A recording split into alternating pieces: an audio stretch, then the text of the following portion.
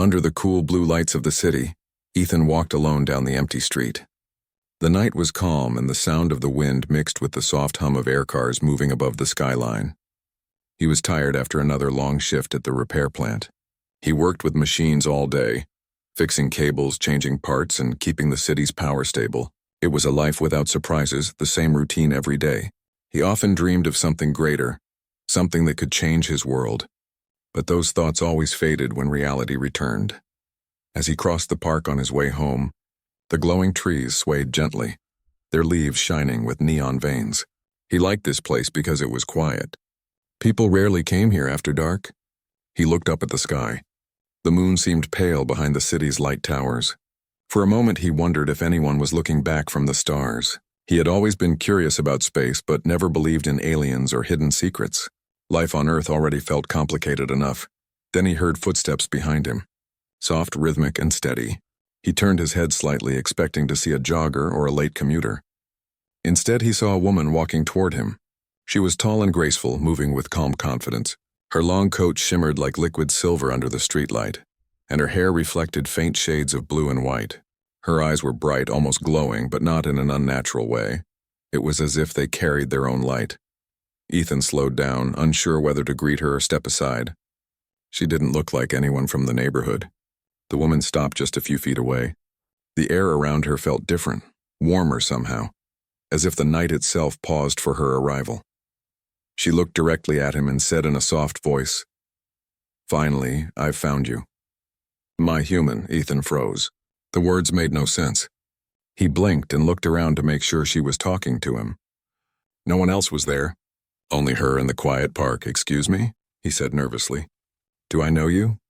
She smiled faintly, not with amusement but with relief. "Not yet," she replied. "But you will soon. I have searched a long time to find you." Ethan took a small step back. Something about her was both strange and familiar. He wanted to ask 100 questions but couldn't form a single one. "Are you, from the government? Or some company? Did I do something wrong?" The woman shook her head. "No, Ethan, you have done nothing wrong. You are simply important." Hearing his name from her lips startled him even more. He had never met her, and there was no reason she should know who he was. He felt his pulse quicken. "How do you know my name?" he asked quietly. She didn't answer directly. Instead, she looked toward the glowing towers in the distance as if watching for something unseen. Her eyes narrowed slightly. "We don't have much time," she whispered. "They will sense the signal soon," Ethan frowned. "What signal?" Who are you talking about? Before he could press further, a sudden flicker of light flashed in the sky, tiny dots moving in formation, almost invisible to an ordinary observer. The woman seemed to know what they were. "They've found us already," she said. "We must go." Ethan stepped back again. "Go where? I'm not going anywhere until you tell me what's happening." She reached out her hand, her expression calm but serious. "Please trust me, Ethan. If we stay here, you will be taken. You don't know what you are, but they do, and they won't let you live once they find out." He stared at her hand. It was slender, pale, almost glowing faintly under the park's artificial moonlight. Something inside him whispered to trust her, even though his mind told him to run. "I don't even know you," he said, his voice shaking slightly. "You're talking like this is some kind of movie." "It's not a movie," she replied gently. "It's your truth. You are not ordinary. You never were." The words sent a strange chill through him. He wanted to laugh, to deny it, but part of him remembered the odd dreams he had as a child. Dreams of stars, strange languages, and hands of light reaching for him. He had never told anyone about those. The woman, Lyra, as he would soon learn, lowered her voice. "You've always felt different, haven't you? Always out of place?" Ethan hesitated, then nodded slightly. "Sometimes. But who doesn't? That's because your path isn't meant to stay on this planet alone," she said. "I will explain more once we are safe." In the distance, a faint buzzing sound filled the air. A swarm of small black drones appeared above the park, scanning with red lights. The woman looked up and then back at Ethan. "Please, Ethan, we must go now." Without waiting for permission, she reached for his arm. When her hand touched him, a pulse of warmth rushed through his body. For a second, everything around him blurred. The park lights stretched like ribbons. The sound of drones vanished, and he felt as if he was falling and floating at the same time. When the light faded, they were standing in a narrow tunnel lined with glowing pipes. The ground beneath them vibrated softly, and Ethan could hear the hum of distant machines. He stumbled back, shocked and dizzy. What just happened? Where are we? Somewhere they can't find us for now, she said. You will understand soon, but first you must believe me when I tell you that your life is about to change forever. Ethan leaned against the wall, trying to catch his breath. He didn't know a way. He wanted to speak, but words refused to form. Lyra moved ahead, her long coat trailing behind her, and each time her steps touched the metal floor, a faint ripple of light followed. It was as if the tunnel responded to her presence. Ethan finally managed to ask, "Where are we?" "This is an old passage," Lyra replied. "It was built before your city ever rose. My people made it to travel unseen. It connects to places humans have forgotten."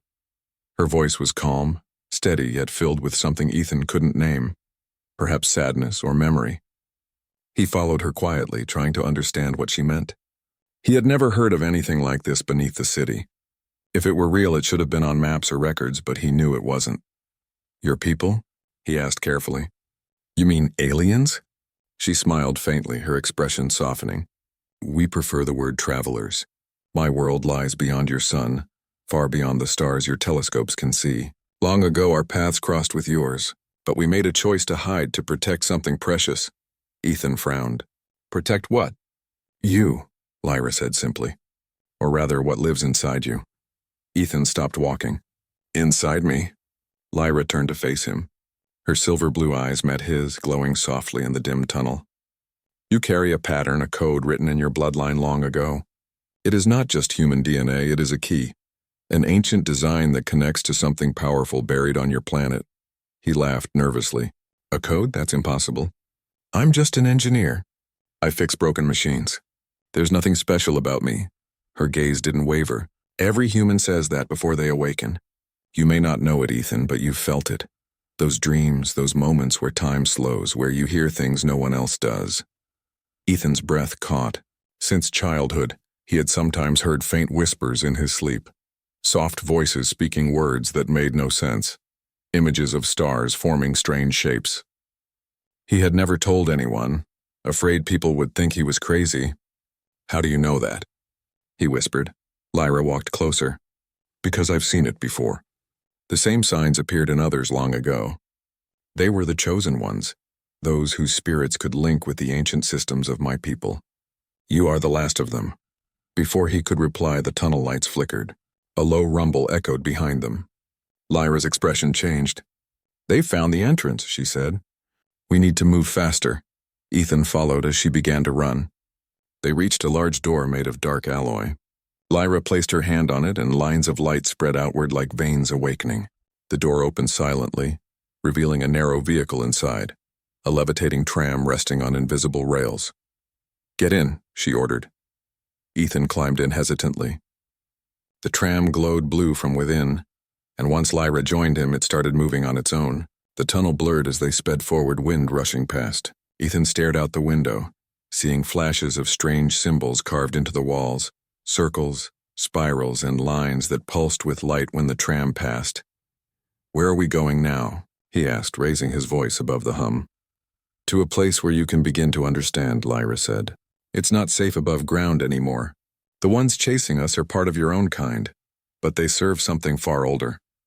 "What do you mean, my own kind?" Lyra's eyes darkened. "There are humans who discovered traces of my people's technology years ago. Instead of protecting it, they tried to control it. They formed a secret council, hidden even from your world's leaders. They seek the same code you carry, to use it as a weapon." Ethan felt a chill. "And you think I'm the key to that?" "You are the link between both worlds," she said. "You can command what no machine or soldier can." He didn't know whether to believe her or not. Everything sounded like a story told to scare children. But the way she spoke, the look in her eyes, the way the world itself seemed to shift around her, it all felt real. The tram slowed and finally stopped in front of a huge metal gate that opened. Into a vast underground chamber, Ethan stepped out and gasped. The room was filled with tall pillars covered in symbols, glowing blue crystals and floating metal spheres that emitted a steady hum. It looked like something between a temple and a power plant. "What is this place?" he whispered. Lyra's voice was filled with reverence. "It is one of the old sanctuaries. My ancestors built these when Earth was still young. From here, we guided your kind in silence, helping humanity rise without fear of what lay beyond the sky." Ethan walked closer to one of the pillars. The moment his hand brushed its surface, light surged across it, brighter and faster. The symbols rearranged themselves, forming patterns that matched his heartbeat. Lyra watched quietly. "It recognizes you," she said softly. "The pattern is awakening." Ethan stepped back, his eyes wide. "How is this happening?" "The key responds to the bloodline," Lyra said. "You are not chosen by accident. You were born with a link to something greater than you can imagine." He looked at her, his voice trembling. "Why me? I never asked for this. I just wanted a normal life." Lyra's gaze softened. "None of the chosen ever ask. But fate has its own plan, Ethan. Your world is changing, and soon you will have to decide whether to stand aside or to rise." Before he could answer, a loud alarm echoed through the chamber. The glowing orbs above them dimmed, and distant voices could be heard through the metal walls. Lyra turned sharply. "They've tracked us again. The council won't stop." Ethan's confusion turned to fear. "What do we do now?"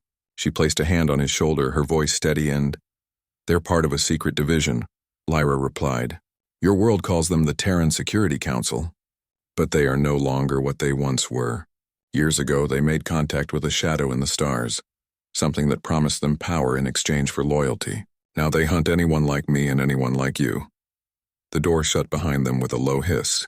They stepped into a chamber filled with glowing screens and circular platforms. Strange machines floated in the air, rotating slowly as if studying invisible data. The place looked far more advanced than any technology Ethan had seen on Earth. Lyra stopped near a console and tapped its surface. A holographic map appeared, showing the city above them as a network of glowing lines. Red dots spread across the screen, pursuers closing in. "They're faster than I thought," she said. Ethan tried to process everything. "Why are they after me?" "I'm nobody important." Lyra looked at him, her voice quiet but firm. "Because you are the last key to the Ark, Ethan. They know it and they fear it. If you awaken the Ark, their control ends," he frowned. "Ark? You keep saying that word. What is it?" Lyra turned the map to reveal an image deep below the city, an enormous circular shape buried under layers of rock. "It's not just a ship," she said softly. "It's a living machine built long before your time. It can defend your world, but without you it remains silent." Ethan stared at the image. It looked like something out of a myth. "You're saying I can control that?" "Not control," she corrected. "Connect. It was made to respond only to a human signal tied to our energy. That signal lives in your blood." Before Ethan could reply, the sound of footsteps echoed from behind the door they had entered through. Lyra's eyes flashed bright blue. "They've found us." She touched the console again, and the floor beneath them began to sink like an elevator. Ethan gripped the side rail, startled as they descended into another level. When they reached the bottom, they stepped into a dim, underground station. A large door stood ahead with strange markings. Lyra moved her hand across them, and the metal shifted like liquid, opening a path. "Come quickly," she said. "We'll take the river route." The air inside was damp and smelled of metal and rain. A narrow underground river flowed through a long tunnel. Beside it rested a small hovercraft, old but functional. Lyra started it with a wave of her hand. The craft lifted slightly, its engine humming softly. Ethan climbed in beside her, still trembling from the rush. As they moved through the dark tunnel, the glow from the craft lit the water's surface, revealing shapes carved into the stone, symbols, faces, and old writings that looked like a mix of human and alien. Ethan stared at them, amazed. "These look ancient. Were your people here that long ago?" "Yes," Lyra said. "Long before your history began. We watched your kind grow, guiding from shadows when needed. But when we left, some of us stayed behind, hiding what must never fall into wrong hands." The soft hum of the craft filled the silence. Ethan looked at her. "And you came back for me?" Lyra's eyes softened. "For you and for what you represent. My mission was to find the last link, the one who could awaken the Ark and restore balance. I thought it would take decades, but the signal led me straight to you." Ethan sighed, looking down at the moving water. "I still don't understand why it has to be me. I've never been special. I just fix machines and try to live quietly." Lyra smiled faintly. "That's exactly why it must be you. The ones who do not seek power are the only ones who can be trusted with it." The tunnel opened into a wider chamber, where the underground river spilled into a pool surrounded by massive columns. It was beautiful and strange, filled with blue mist. But their peace was short-lived. A sudden noise echoed from above, a metallic click followed by sharp flashes of light. "They found us again," Ethan shouted. Small drones dropped from the ceiling, firing thin beams of energy that cut through stone. Lyra raised her hand and a shimmering field of light formed around them, deflecting the attacks. The air rippled with tension. "Ethan, hold on," she said, steering the craft toward another exit tunnel. The water splashed as they accelerated. Ethan looked back and saw the drones chasing them. They moved faster than he thought possible. "Can't you stop them?" he yelled. "Not for long," she said. "Their tech is part of ours. They've stolen what they shouldn't have." One drone hit the craft's side, sending sparks into the air. Ethan grabbed the controls instinctively, helping to stabilize it. Lyra glanced at him, surprised. "You felt that, didn't you?" she asked. "What?" "The ship responded to you. It's beginning." He didn't understand, but he could feel a faint pulse under his fingers, like the machine recognized his touch. Another drone fired, and Ethan somehow knew when it would strike. He moved the craft a second earlier, avoiding the blast. Lyra smiled through the chaos. "Your link is waking faster than I expected." They shot through a narrow tunnel and burst into open air, a hidden waterway outside the city, lit by the faint dawn. The chase ended when the drones hit the rock walls and exploded behind them. Ethan breathed hard, staring at the sky turning orange above the horizon. "We made it," he said in disbelief. "For now," Lyra replied. "But this was only the beginning. They will not stop until they have you or destroy you." Ethan looked at her, fear and determination mixing in his eyes. "Then we don't let them win." Lyra nodded slowly. "No, we don't. But before the fight begins, you must see the Ark with your own eyes." Lyra kept her focus on the path ahead. The river slowly curved toward a vast landscape filled with snow-covered hills and tall pine trees. It was a part of the world few ever visited. Far beyond the edges of the city, Ethan could see the outlines of old observatory towers on distant cliffs, long abandoned and forgotten by modern science. "Where are we going?" Ethan finally asked. His voice was calm, though his mind was restless. "To the Ark," Lyra said without looking back. "It's buried beneath the northern ice. It has slept there for thousands of years, waiting for your touch to awaken." Ethan frowned slightly.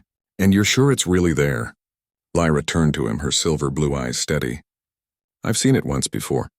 I was just a child when I stood near its entrance. It called out, but I wasn't the one it was meant for. Only your kind can open it fully." Her words made Ethan uneasy. "If it's so powerful, why hide it underground?" "Because humans were not ready for it," she replied. "And because there were others who would use it for war. The Ark was meant to protect, not to destroy. That is why it needs someone pure of heart to wake it." The hovercraft began to slow as they reached a narrow path along the frozen shore. Lyra guided it to a stop and stepped out gracefully. Ethan followed, his boots crunching against the icy ground. The wind here was sharp, carrying the cold scent of snow and silence. Lyra pointed toward the mountains. "Beyond that ridge lies the entrance." They began walking, their breaths forming small clouds in the crisp morning air. The climb was steep and the silence heavy except for the crunch of snow underfoot. Ethan's thoughts raced with questions he could not form. He looked at Lyra, who moved effortlessly, almost as if the cold didn't touch her. "How long have you been on Earth?" he asked after a while. Lyra smiled faintly. "Long enough to see your kind grow from wanderers to dreamers. We lived among you, hidden in plain sight, guarding pieces of what was left behind." Ethan stopped walking for a moment. "So there are more like you?" She nodded slowly. "There were. Some stayed, others left when the danger grew. Many were hunted by the council and silenced. I may be one of the last who still remember our promise." They continued walking until they reached a cliffside where the ice glowed faintly blue. The light seemed to come from within the rock itself. Lyra placed her hand on the frozen wall and the light pulsed brighter, forming shapes, circles and lines that moved like living veins. A deep rumble followed and the ice began to shift. Slowly and open, Ing appeared, revealing a large metal door buried deep inside the mountain. Ethan stared in awe. The doorway was immense, covered in glowing symbols that reminded him of the ones he had seen in the tunnels earlier. Lyra looked at him and said softly, "It's waiting for you, Ethan." He hesitated. "Me? I don't know what to do." Just place your hand on it, she said gently. It will know you. Ethan stepped forward, his heart pounding. He lifted his hand and pressed it against the cold metal surface. For a moment, nothing happened. Then the symbols began to glow brighter, spreading outward in waves of light. The door vibrated and opened slowly with a deep, resonant sound, like a heartbeat echoing through stone. Inside was a massive chamber, larger than anything Ethan had ever imagined. Strange machines floated silently in the air, and the walls shimmered with light that shifted like water.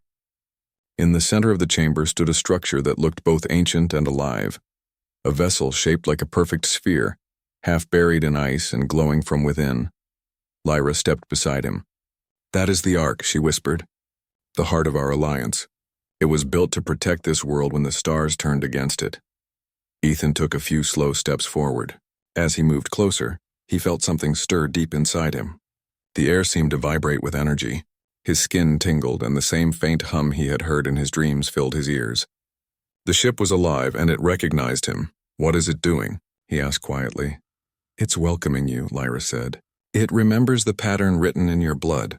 To it, you are the one who carries the signal of return. Ethan reached out, touching the glowing surface of the sphere. A sudden surge of light engulfed him. Visions flashed before his eyes, stars burning in the dark. Great fleets crossing galaxies, a planet torn by war, and ancient beings standing before a blue world like Earth. He saw humans among them, working side by side with Lyra's kind. Then the vision faded, and he was back in the chamber, breathing hard. He turned to her, his voice trembling. I saw them. Your people, my ancestors. They were together. Lyra nodded. Yes, long ago your kind was not alone. You were chosen to inherit what they could not finish. Ethan looked at the Ark again. So this ship can save Earth? If awakened, it can defend your world, she said. But it also draws attention. Once it rises, those who fear its power will come. As if her words had summoned them, the chamber lights flickered. The ground trembled slightly, and a faint alarm echoed through the cavern. Lyra's eyes widened. They've tracked us again. The council's sensors picked up the activation. Ethan looked at her with growing fear. What do we do now? We finish what we started, Lyra said firmly. You must connect with it fully. Once you do, no one can harm you. Ethan took a deep breath and stepped closer to the Ark. The light around it grew stronger, filling the chamber with a warm glow. The walls shimmered, the hum deepened, and the ground shook as if the planet itself was awakening. Lyra stood behind him, watching silently. For the first time, Ethan didn't feel like a lost worker from the city. He felt like something greater, a part of something ancient and powerful. And as the Ark came alive, its light reflected in his eyes, showing the beginning of the destiny he could no longer deny. The chamber trembled softly as the Ark began to glow brighter, filling the icy cave with warm golden light. Ethan stood at the center, his hand still pressed against the shining surface. His heartbeat matched the rhythm pulsing through the ancient ship, as if they were connected. For a moment, everything felt peaceful, almost silent, until Lyra's voice broke through the hum. They're coming, she said, her tone sharp but calm. We have only minutes before the council reaches us. Ethan turned toward her, his eyes still reflecting the glow of the Ark. I can feel something inside me, he said. It's like the ship is alive. Lyra nodded. It is. It has waited centuries to find you. It recognizes your energy, your bloodline, but the full connection will take time, and time is what we don't have. A sudden echo of footsteps filled the air. Somewhere behind them, metal boots struck the icy floor. The sound grew louder, joined by the sharp clicks of mechanical weapons. Lyra's expression hardened. She motioned for Ethan to step back. Stay close to me. A group of armed soldiers emerged from the tunnel's shadows, their suits black and sleek with the Terran Security Council's insignia. Their helmets glowed faintly red, scanning the area. The man in front spoke through a metallic voice filter. Step away from the structure, he ordered. You are trespassing on restricted ground. Ethan's heart raced. They found us. Lyra stood tall, her blue eyes glowing faintly. This place doesn't belong to your council, she said firmly. It belongs to all humanity. The soldiers ignored her words and moved closer. One of them raised his weapon. Last warning. Lyra's hand rose slowly and a soft blue energy shimmered around her. Then you leave me no choice. Before Ethan could react, the soldiers opened fire. Beams of red light shot across the chamber, striking the walls and scattering sparks. Lyra moved with impossible speed, her hands tracing glowing patterns in the air. A transparent shield formed before her, bending the beams away like water-deflecting arrows. The entire chamber lit up in flashes of red and blue. "Ethan, stay behind me," she shouted. He ducked behind a crystal column, his hands shaking. The sounds of the fight echoed all around. The floor trembled as energy blasts hit the ground. Lyra countered with bright waves of light that pushed the attackers back. But there were too many of them. Ethan could see her struggling to hold the shield as more soldiers surrounded them. One of the beams grazed her arm and she winced in pain. The energy field flickered. "Lyra!" Ethan yelled, running toward her. He caught her before she fell. Her coat was torn and a faint glow came from her wound, not red blood, but silver light. "Don't stop," she whispered. "You must connect with the Ark, only it can protect us now." Ethan looked at her, confused and frightened. "I don't know how." "Trust it," she said softly. "It already knows you." Lyra looked up weakly, astonished. "You did it," she whispered. Ethan stood there, surrounded by waves of golden light. His fear was gone. The energy moved around him like wind, forming patterns that seemed alive. He could feel every vibration, every shift in the air. It was as if the ship was part of him now. The leader of the soldiers struggled to his feet. "Stop him," he shouted, raising his weapon again. But before he could fire, the Ark emitted a deep, resonant sound. The air shook and beams of light spread from its core. The soldiers were lifted from the ground and thrown out of the chamber, their suits short-circuiting. The tunnel behind them collapsed, sealing the entrance with falling ice and stone. Silence followed. Only the gentle hum of the Ark remained. Ethan turned toward Lyra, rushing to her side. She was lying on the icy floor, her breathing faint. He knelt beside her, worried. "Lyra, stay with me, please." She smiled faintly. "You've done it, Ethan. The Ark has accepted you. The Council won't be able to touch you now." He looked at her wound. The silver light was dimming. "You need help. The Ark can heal you, right?" She touched his face gently. "It can heal many things, but some wounds are meant to be carried. Do not worry for me. Focus on your bond with the ship. It is not only a weapon, it's a guide." Ethan felt his chest tighten. He didn't want to lose her. "You can't leave me now. I don't even understand what's happening yet." Lyra's eyes softened. "You will. The Ark will show you everything. I was sent to find you, not to lead you. That was always your role." The glow from the Ark grew stronger again, casting long shadows across the chamber. Ethan looked up and saw symbols forming in the air. Maps, coordinates, stars. It was showing him something. He realized it wasn't just a ship. It was part of a network spread across the galaxy. Lyra's voice grew weaker. "Others will come, some to destroy, some to help. But remember, Ethan, humanity's greatest power is not its weapons. It's its will to survive." He held her hand tightly. "I'll protect it. I promise." A faint smile crossed her face. "I know you will, my human." Then her eyes closed and her hand fell still. Ethan sat beside her, the glow of the Ark bathing them both in soft light. He felt grief but also strength rising inside him. He understood now that this was only the beginning.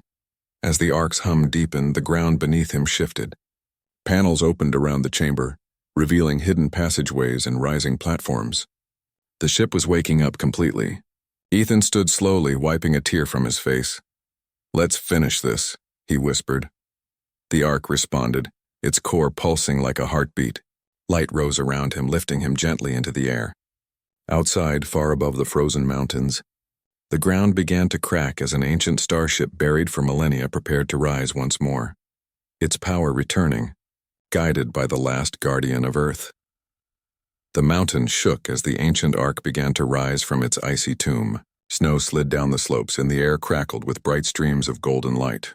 Ethan floated in the center of the glowing chamber, his hands trembling, though not from fear. The Ark's energy surrounded him, lifting him higher as strange symbols spun around his body. He felt weightless, his mind connecting with the ship's vast intelligence. For the first time, he could sense the heartbeat of the world beneath him, the pull of the stars above and the presence of something enormous awakening within the planet's core. He heard the Ark's voice again, calm and echoing inside his mind like a gentle storm. Guardian recognized. "Synchronization in progress." Ethan gasped softly, light streaming from his fingertips. He saw flashes of memory.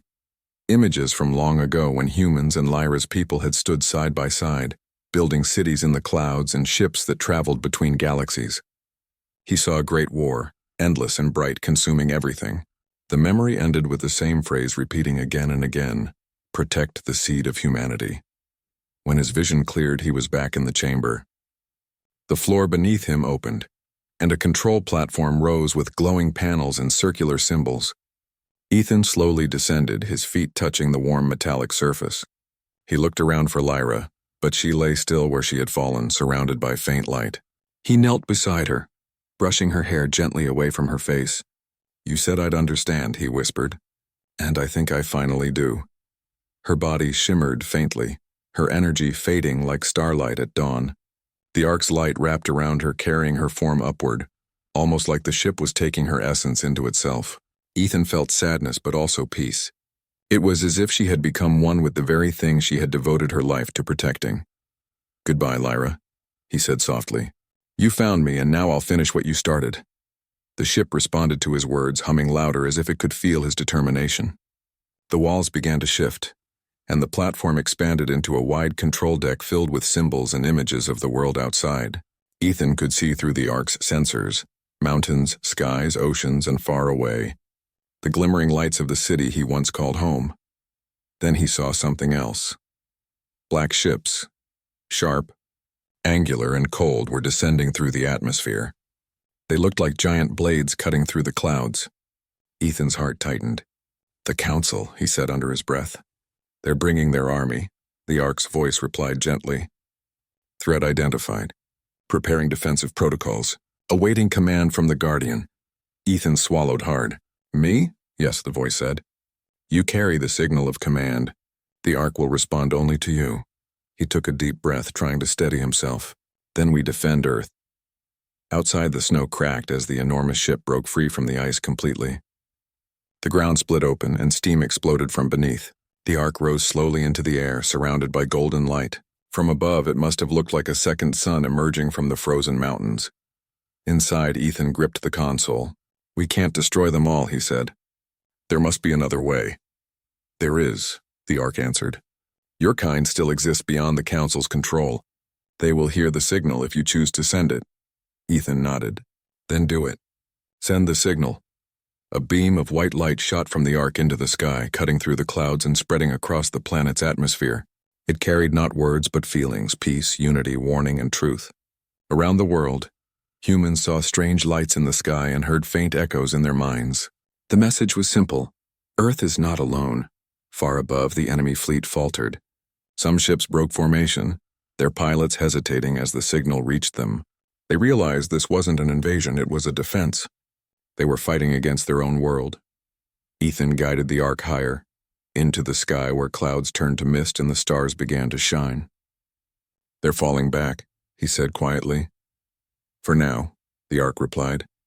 "But the one behind them, the veil, still waits in the darkness." Ethan frowned. "The veil?" "The shadow that corrupted your council," the Ark explained. "It feeds on fear. It fears the light of your species, for no other world fights as fiercely to survive." Ethan looked out through the ship's transparent view. He could see the edge of space, the curve of the Earth, glowing softly below. For the first time in his life, he understood how small and yet how powerful humanity truly was. "Then we'll face it when it comes," he said firmly. "Together." The Ark hummed softly, like it approved of his courage. "Humanity's heart is strong. That is why we chose you long ago." As the ship floated above the world, Ethan felt a strange calm. The chaos below was quieting and the skies began to clear. He looked at the seat beside him where Lyra used to stand and smiled faintly. "You were right," he said quietly. "Humans were meant for more than surviving." The Ark's light dimmed slightly as it began to enter a resting phase. "You are now the guardian of Earth," the voice said. "Your choices will shape what comes next." Ethan stood on the glowing deck looking down at his homeworld. He could see cities waking, oceans shimmering, mountains glowing with sunrise. He knew this peace wouldn't last forever, but he also knew that as long as humanity stood together, no shadow could destroy them. The Ark drifted gently, glowing like a golden star in the upper sky. Ethan placed his hand on the control panel once more. "Let's protect them," he whispered. And as dawn broke over the world, The Ark's light spread across the horizon, a promise that humanity's guardian had awakened, and Earth would never stand alone again. The sky above Earth shimmered like liquid gold as the Ark hovered quietly in orbit. Its light reflected across the oceans, turning night into dawn. Inside the great vessel, Ethan stood before the viewing window, gazing down at the world that had once felt so far beyond his reach. Now it looked both fragile and beautiful, a blue gem suspended in darkness. He could see storms twisting across continents, cities glowing softly and clouds moving like slow rivers. Every sight filled him with pride and responsibility. He had become what Lyra said he would be, the guardian of Earth. Yet his heart carried both strength and sorrow. The memory of Lyra's last smile stayed with him like a faint whisper in the wind. Sometimes, when the Ark hummed gently around him, he thought he could still hear her voice guiding him. The silence of space was suddenly broken by a low vibration through the ship's hull. The Ark's systems came alive, lines of blue light running through the metal walls. "Incoming signal detected," the AI voice said softly. Ethan straightened. "From where?" "Outer orbit," the voice replied. "Unidentified fleet approaching. Source unknown but similar to Vale energy signature." Ethan's hands clenched. "So they've come." The screen before him shifted, revealing dark shapes emerging from the edge of space. They were enormous, vast, shadowy ships with jagged edges moving like living creatures rather than machines. Their presence dimmed the stars behind them. The Vale had arrived. For a moment, Ethan felt a surge of fear. But then he remembered Lyra's words. Humanity's strength is its will to survive. He exhaled slowly. "Prepare the defense grid," he commanded. The Ark responded instantly. Panels slid open along its surface, releasing waves of golden light that formed a protective barrier around Earth. Satellites began to glow, their systems awakened by the Ark's signal. Across the planet, scientists, soldiers, and civilians looked up in awe as the sky itself seemed to burn with light. Ethan opened a communication channel. "This is Ethan, Guardian of Earth," he said clearly. "To whoever commands that fleet, turn back now. We seek peace, not war." For a few seconds there was no answer. Then a deep rumbling voice filled the air around him, dark and hollow. "Peace is a lie built by the weak. Humanity should kneel before what it cannot control." Ethan frowned. "You fear what you don't understand. You hide behind destruction because you've forgotten what creation feels like." The voice laughed, a sound like thunder rolling across empty skies. "Your kind is fragile. You build and destroy yourselves every century. You are a mistake of evolution. I will cleanse this planet and claim its energy." The Ark's systems flashed red as energy beams shot from the Vale ships. The golden shield trembled but held firm. Ethan gritted his teeth and placed his hand on the console. The Ark responded, pulsing. Ethan looked around, his eyes wide. "Lyra?" Her form appeared faintly in the air beside him, made of soft light. She smiled, the same calm and kind expression she had shown in the tunnels. "I'm part of the Ark now. My time as flesh ended, but my spirit remains. You were never alone." He felt tears fill his eyes. "You kept your promise, and you kept yours," she said. "You protected our worlds." The human Lyra's light flickered gently. "Yes. The universe will know that humans are not weak. They are the spark that never dies." As her image faded, the Ark continued to orbit peacefully above Earth, a silent guardian watching over a new dawn. Ethan placed his hand on the console once more, feeling the steady heartbeat of the ship. He whispered to himself, "For her and for us all." The stars glowed brighter that night, as if bowing to the light of a single man who stood against the void. Humanity had faced the darkness and won. The guardian of Earth remained at his post, forever watching, forever ready, while below, life began again under the warmth of a golden sky.